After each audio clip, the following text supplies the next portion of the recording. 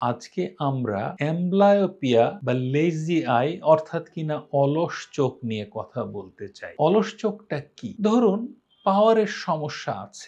সঠিক পাওয়ার দেয়া হলো, তারপরেও রোগী ভালো দেখছে না। চিকিৎসক চোখের মাঝে পরীক্ষা নিরীক্ষা করে কোথাও কোনো অসুবিধা পাচ্ছেন না। এই পরিস্থিতিটাকেই আমরা লেজি আই বা অ্যাম্বলায়োপিয়া বা অলস চোখ বলছি। দুই চোখে দুই রকম পাওয়ার।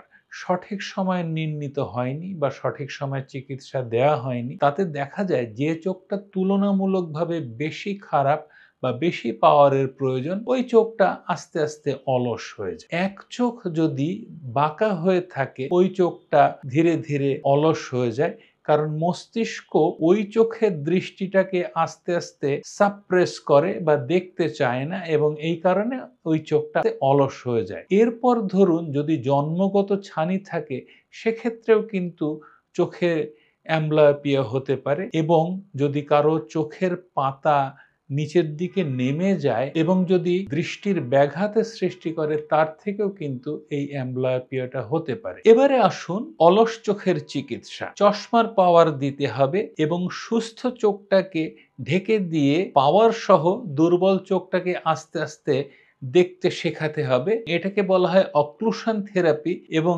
দেখা যায় সময়ের সঙ্গে সঙ্গে এই চোখের দৃষ্টিশক্তির উন্নতি ঘটতে থাকে। এর বাইরে সুস্থ চোখে অ্যাট্রপিন ড্রপ দিয়ে ওই চোখের দৃষ্টিকে ঘোলা করে অসুস্থ চোখকে কাজ করানো যেতে পারে। যদি চোখ বাঁকা থাকে, সেক্ষেত্রে সার্জারির মাধ্যমে দু চোখকে একীভূত করে দিতে হবে। তারপর ধরুন যদি জন্মগত ছানি থাকে বা পাতা পড়া রোগ থাকে, এগুলোরও চিকিৎসা নিতে হবে।